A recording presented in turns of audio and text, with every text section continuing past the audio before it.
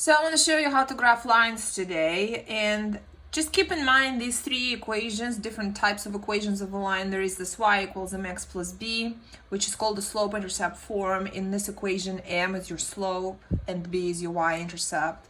And the easy way to distinguish between this equation and other kinds is y is by itself in this equation. There is this form also, y minus y1 equals m x minus x1. In this equation, m is also the slope, and I have it written right here. And then x1 and y1 are two coordinates of a point, so I just called it a point. And then ax plus by equals c. This form is called the standard form. And a, b, and c, they have no meaning as of to how to graph this line. These are very helpful forms when it comes to graphing. This one is not, so it needs some work done on it in order for you to graph. Okay, so let's say you have an equation y equals 1/2 x minus 2, and we need to graph it. Compare this equation with the three kinds that I wrote here. Because y is by itself, it looks like this. So it is a slope-intercept form, which means the number by itself, so that's -2 is your y-intercept, and the number next to x, which is your slope, is 1/2. So how to graph this? You're going to start at the y-intercept, which is -2, so place that on y-axis, -2, and then use your slope. Slope is 1/2.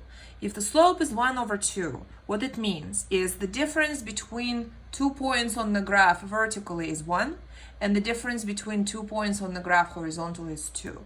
So from this point that you just placed on the graph, you're going to count 1 unit up, 1 because the slope at the top is 1, and 2 units to the right. Wherever you ended up is your second point. You connect them, and your line is done. Let's graph another one, y equals -3x. So, because y is yet again by itself, this is the slope-intercept form of the equation.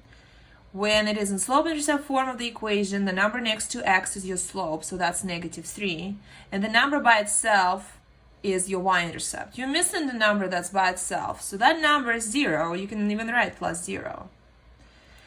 To graph this, you're going to start at the y-intercept, so 0, and then you're going to use your slope. Now, in the previous example, the slope was 1/2. So from the y-intercept, I went 1 up and 2 over. This slope is not a fraction, it's a -3. So I'm going to make it into a fraction by placing it over 1.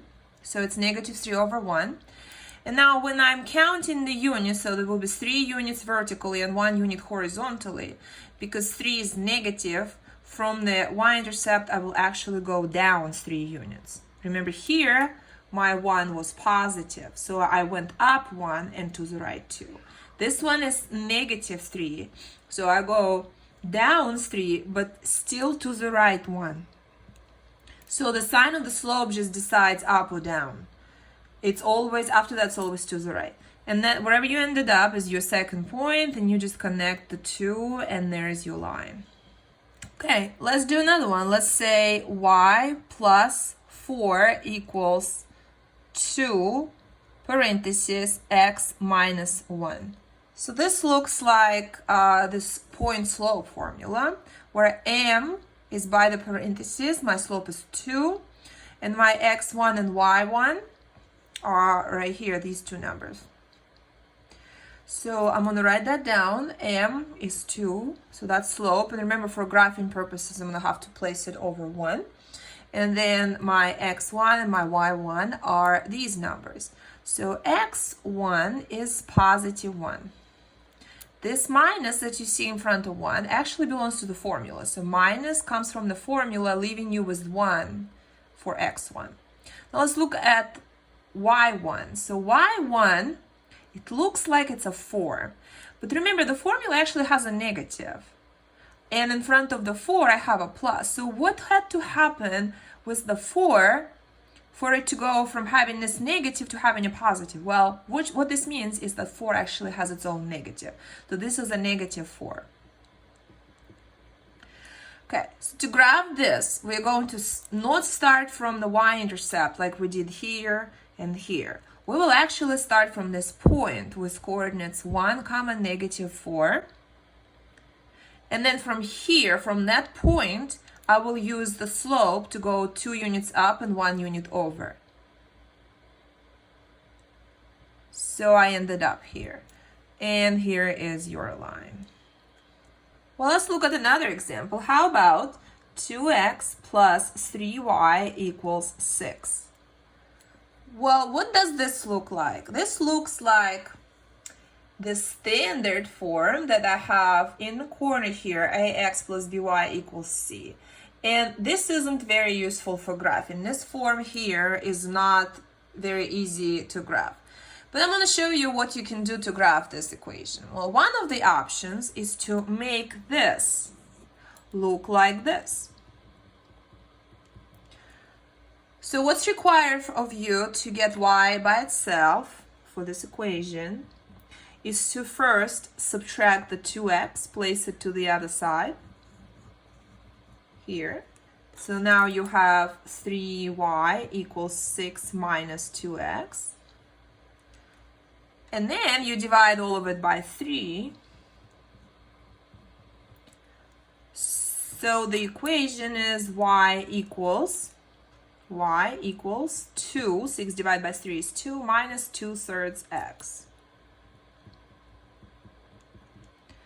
Now that you were able to get y by itself, it is in slope-intercept form. So we're going to start by graphing the y-intercept. Notice it comes first. That's the number without the x. That's your y-intercept. You place that on y-axis. So it's positive 2. And then you're going to use your slope, which is negative 2/3 by the x. So you're going to go down 2 and to the right 3. Down 2 and 3 to the right. So you ended up right here and you connect. There's your line. So that's just one way to graph. There is another way to graph this line when it's given to you in standard form. So here we go, 2x plus 3y equals 6. So instead of getting that y by itself, like I just showed you, what you could do is you could find x-intercept and find y-intercept. Those are the points where your line will cross x-axis and y-axis. To do this, you will take your equation and make your x a 0. So let's say x is equal to 0. If x is equal to 0, then you have 2 times 0 right here. So this part is gone, leaving you with 3y equals 6. Well, if 3y is equal to 6 and you divide both sides by 3, that means y is equal to 2. This is your y-intercept. What this means is that the line will cross y-axis at 2. Now you'll find the x-intercept, so you'll make your y 0. If your y is 0 inside of this equation, that means you have 2x plus 3 times 0 equals 6. So this is gone, leaving you with 2x equals 6. If 2x is equal to 6, you just divide both sides by 2 and get x equals 3. This is your x-intercept. That means the graph will cross x-axis at 3. Now let's compare all of this information with the graph that we already have for this function. We got the y-intercept to be 2 and the x-intercept to be 3. Look, the line would have looked exactly the same, no matter how you graph it. So now let's graph a vertical line x equals 4. Remember, a vertical line is a line with an undefined slope that goes straight up and down. If you see an equation x equals 4, you find 4 on x-axis and secure another point anywhere so that your line is vertical. Very similarly, to graph a horizontal line, the equation of a horizontal line is y equals a number that it passes through on y-axis. So let's say y equals 1. If your y is equal to 1, and that's the equation of a horizontal line, you find that 1 on y-axis, and then find another point to secure your line so that it looks horizontal. There you have it.